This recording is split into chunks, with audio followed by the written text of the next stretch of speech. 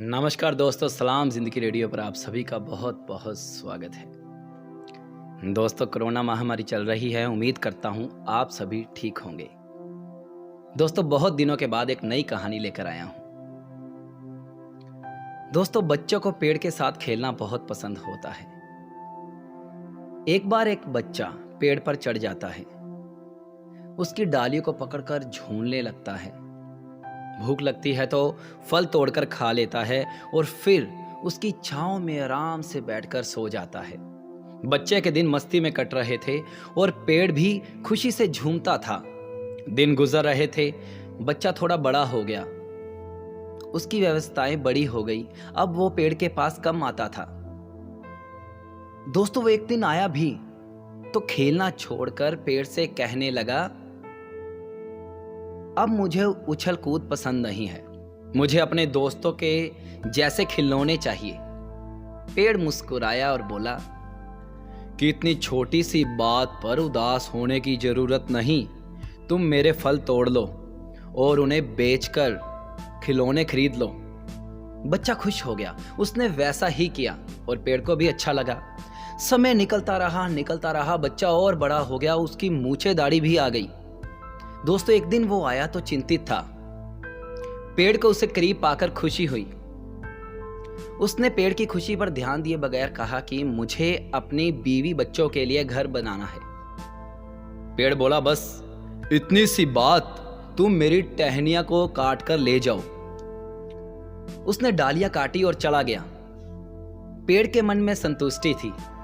फिर बच्चा बरसों बाद आया। इस बार पेड़ अकेला था। उसको लड़के के आने की कोई भी आस नहीं रह गई थी। लड़का अब अधेड़ बन चुका था। उसने कहा कि मैं काम करते करते थक गया हूं। मुझे आराम की जरूरत है। मैं सैर सपाटे पर जाना चाहता हूं, लेकिन मेरे पास साधन नहीं है। पेड़ ने कहा, तुम मेरे तने से नाव बनाकर अपना ये शौक भी पूरा कर लो। उसने वैसा ही किया। अब पेड़ के नाम पर ठूंठ बचा था, लेकिन उसमें भी प्राण बचे हुए थे। अब की बार लड़का बरसों बाद आया और वो खुद बूढ़ा हो चुका था। उसके उदास चेहरे को देखकर पेड़ को बहुत बुरा लगा। उसने अफसोस भरे शब्दों में कहा, मैं तो अब ठूंठ हूं।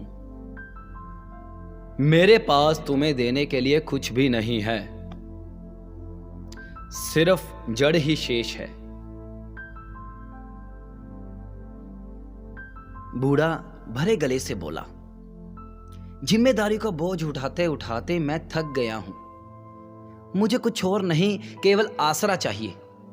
पेड़ ने कहा, आओ मेरी जड़ों के पास बैठकर आराम कर लो, जैसा तुम बचपन में करते थे। दोस्तों, ये सुनकर उस बूढ़े की आंखों में आंसू आ गए।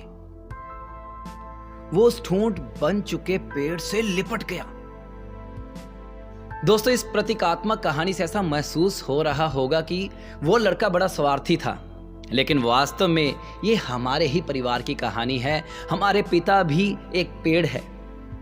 बचपन में हम उनकी पीठ पर चढ़कर खेलते हैं, फिर उनके संसाधनों और सहारे के बल पर जीवन में आगे बढ़ते रहते हैं, लेकिन बड़े होने पर कई बार उन्हें छोड़कर चले जाते हैं या अपने जीवन में इस कदर व्यस्त हो जाते हैं कि साथ रहते हुए भी उनकी उपस्थिति का एहसास ही नहीं होता।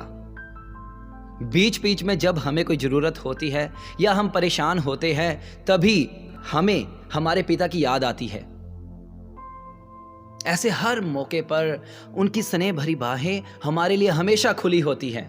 दोस्तों, उनके साथ रहिए, उन्हें समझिए, उन्हें समय दीजिए।